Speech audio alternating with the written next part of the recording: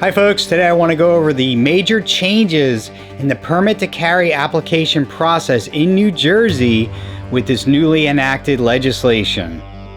In addition to the existing requirements and qualifications, there are 5 major changes that I'd like to discuss today. Number 1, the application fee is now $200. It used to be $50, it's now $200. Number 2, you need 4 endorsements instead of 3. You and your endorsements need to be interviewed by the investigating police department. Number 4, you can be denied if you've made certain statements in the past. And number 5, you need to show proof of the required liability insurance when submitting your application. We're going to break each one of these down, but before I begin, I need you to hit that subscribe button if you haven't subscribed already so you can stay up to date on these permit to carry issues in New Jersey. A lot is happening with these lawsuits countering the anti-carry law that Governor Murphy signed, so you need to stay up to date as best you can. So hit that subscribe button and hit the notification bell so you're notified when new updated videos are released. Let's get into it. The application fee is now $200, so if you live in a local municipality and they're your police department, you need to provide a money order of $150 to your municipality and a $50 money order for the New Jersey State Police. If you live in a state police patrolled area and the state police are your police, you need to submit a $200 money order made out to the New Jersey State Police with your application. You need 4 endorsements instead of 3 now, and these endorsements cannot be relatives and they have to know you at least 3 years. I have here the SP 642. I will put a link to this in the description. You can download this off the New Jersey State Police website. I just wanted to point out that it is one page, front and back. The endorsements are on the back side, page 2. If you download this form from the New Jersey State Police website and you're going to use this for your application, you cannot print it on 2 separate pages. It has to be on one page, front and back. You have to print it that way. If your printer doesn't do that, you have to get it printed somewhere else. But when you go pick up an application packet from your police department, they should have this form for you. The reason it's on one page, front and back, is that your endorsements, when you complete this application, there's a lot of questions on here. They're pretty much the same questions you get for all firearms applications in New Jersey. Your endorsements need to be able to review they're supposed to review your questions and answers on page 1. So what they're doing is they're reviewing your endorsements are reviewing the questions and your responses on page 1.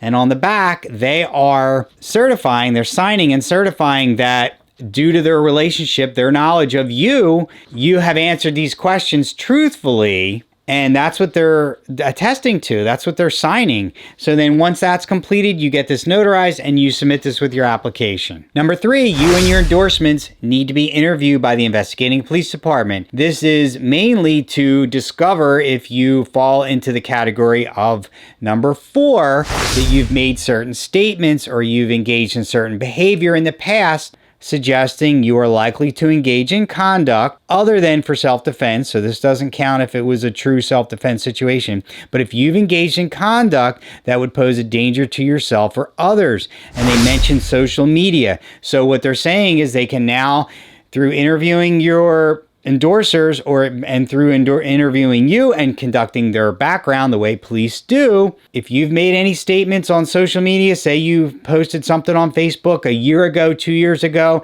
and somehow that comes up that indicates that you could be violent or shouldn't have a firearm, they can use that to disqualify you. Which brings us to number 5, you have to submit proof of the required liability insurance with this new law that Governor Murphy signed, the anti-carry law as I like to call it. The insurance requirement does not take effect until July 1st, 2023, which means the police departments are not requiring this currently. Now, there are 2 lawsuits pending against this law, and hopefully a good part of the law is vacated or shot down as unconstitutional, and I would hope that that would include the insurance requirement, because to me, I don't know how that can ever be considered constitutional. It's the only constitutional right that I know of that requires you to have insurance in order to exercise that right. So I don't know how it's going to last in court. I don't think it will. This is the way it's written currently after July 1st. And unless anything changes, you're going to need to submit proof of liability insurance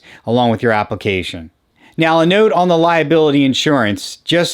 I've talked about this in other videos. Governor Murphy a few years ago signed legislation banning insurance companies from offering liability insurance to New Jersey residents for any firearms related issue. Since then, I've been told that he signed an executive order removing that ban.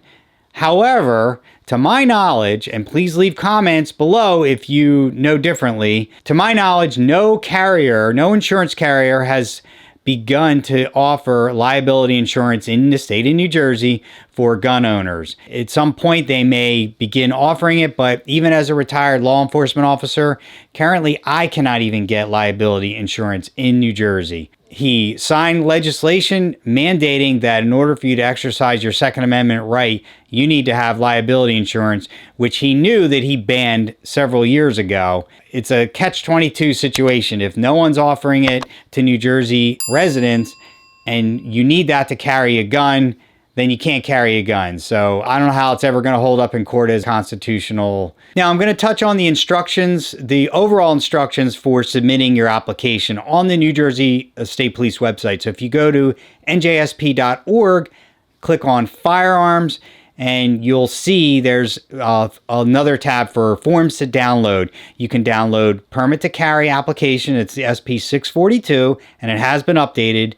And also the instructions for carrying out your application process. You shouldn't just show up because only certain police officers or detectives or patrol officers, only certain ones conduct the firearms applications or the investigations. So if you show up on a Tuesday and that officer is not working that day, they're probably just going to turn you away and say, come back tomorrow or the next day. So call first, say, it depends on your police department. They might give out the packets. It might be a desk sergeant, for example, that just hands them out, or they might want you to see the actual police officer that does the backgrounds. So call first and find out what the procedure is. Now, this does apply to residents. So you go to your local police department. Currently, at the time of this recording, it is a paper application that you have to submit. Eventually, it will be an online application process, just like the FARs, just like applying for a permit to carry a handgun or a firearms ID card. It will be online eventually, but currently it is a paper application. Now, for residents of New Jersey, if you have a local police department, you would apply to your local police department. So go on their website. They may have information on their website. They may say, come by Tuesday, Thursday, whatever. Or you might just have to call them and say, I want to apply for a permit to carry a handgun. What do I do? And they'll give you instructions. If you live in a state police patrolled area, then you go to the state police barracks or station in your area. That state police station that would respond to your house for an emergency, for example, you go to that station. If you are an out-of-state resident, so if you live in Pennsylvania or Delaware or New York, for example, and you're applying for a permit to carry in New Jersey, which you can do as an out-of-state resident, you would go to the closest non-toll state police station in New Jersey. So when you come over the bridge into New Jersey, whatever state police station that is not a toll road station, so not the Turnpike or Parkway or Atlantic City Expressway, they're all toll road stations. So any station of the state police that is not a toll road station that is closest to where you live in your state, you go to that station and you get the application packet from that station. When you come in, you need to come with a driver's license or some other government identification and birth certificate, or driver's license and a passport, or a driver's license and naturalization papers or a green card. They want to be able to identify and say that you are the person who's applying for the permit to carry. You're going to need to submit the SP 642, which is the permit to carry application. That's the two-sided application that I talked about earlier. It's SP 642. You have to answer the questions truthfully, and it's going to ask you questions about your background and your past, if you've ever been arrested, even as a juvenile. It's going to ask you about mental health. Have you been committed to a mental health facility? Have you been treated for any kind of psychiatric or mental health issue? You need to be truthful with these questions and your answers. If something happened in your past and you don't remember it, if you know you were arrested but you don't remember what the charges were, or you don't remember what the outcome was, you need to contact an attorney, Or you need to talk to your police department and tell them, hey, I was arrested as a juvenile or when I was 22. I don't remember specifically what the outcome was. They can either provide you with the outcome from the court case, or they can instruct you where to go. They might tell you have to contact the court and get a printout from the court.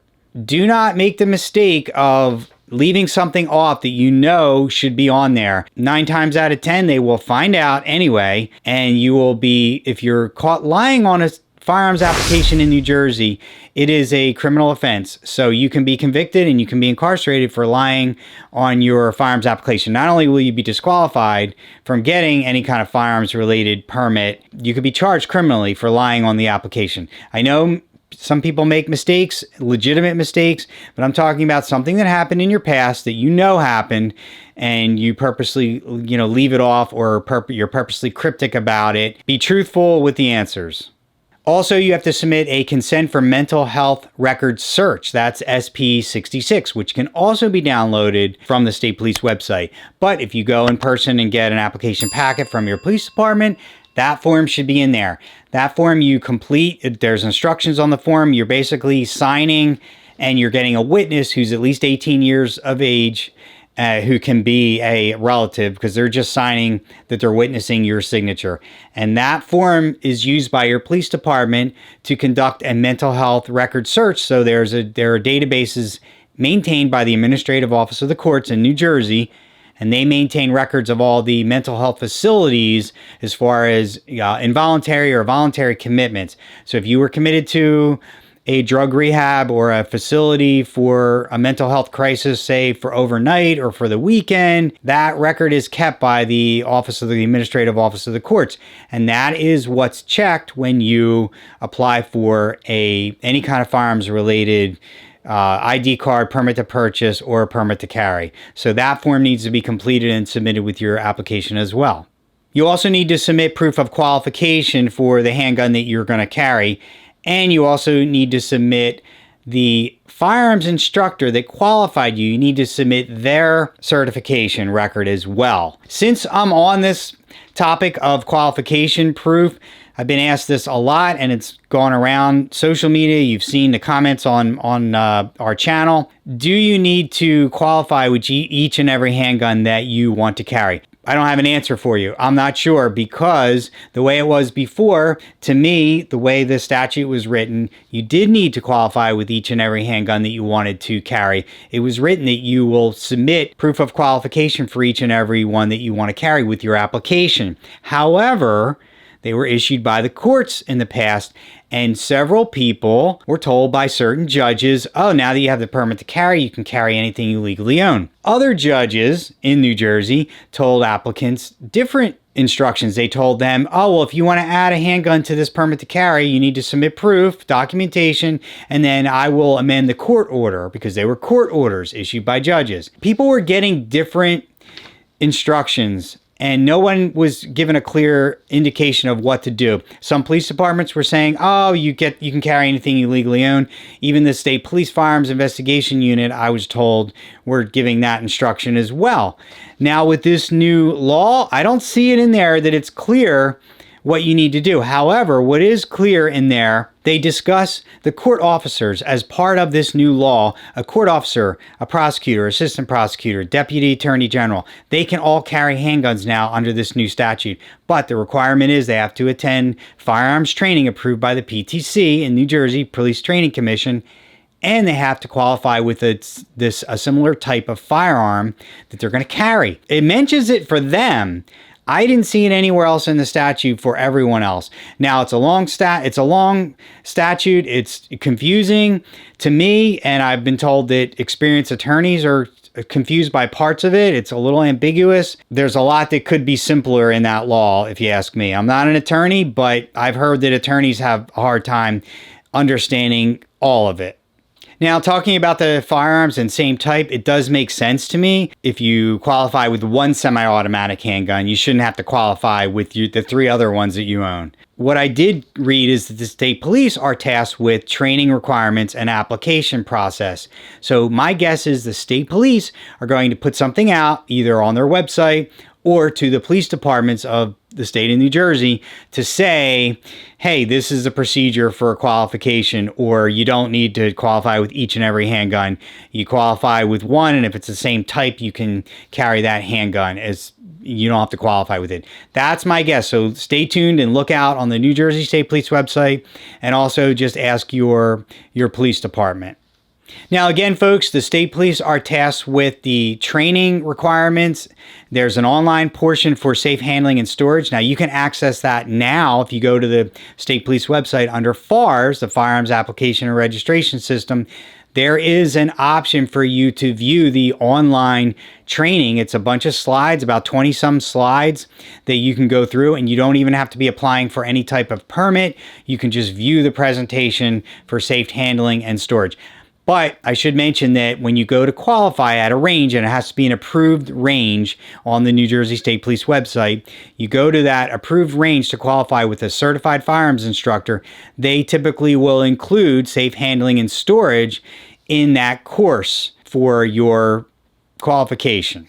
A permit to carry a handgun is valid for 2 years in the state of New Jersey, so you will need to repeat this process in 2 years or before 2 years. Talk to your police department. They might say apply 2 months before you expire, or they might even say 3 months. They might say a month will be adequate. Now that the police departments are issuing the permits to carry, it should be a relatively quicker process. And one last thing, everyone who's applying for a permit to carry a handgun in New Jersey needs to be fingerprinted for firearms. So if you were printed to be a school bus driver or a volunteer or a soccer coach, for example, that doesn't count. It should, in my opinion, but it doesn't count. The way that New Jersey maintains the database for fingerprints, you have to be fingerprinted separately for firearms.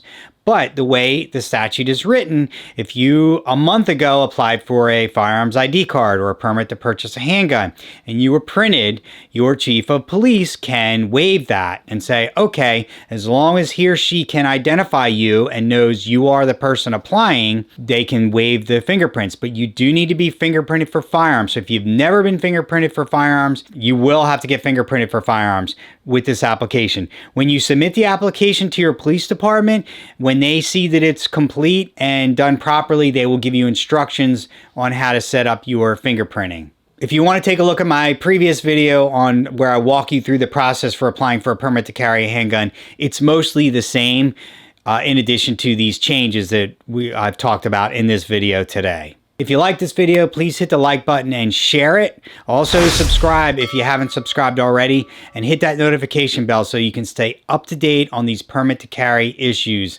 in New Jersey. I'm trying to keep everybody up to date with the lawsuits and the status of the lawsuits and any changes with the law and anything that comes out. Subscribe and hit the notification bell to stay up to date. Thanks for watching. Take care and stay safe.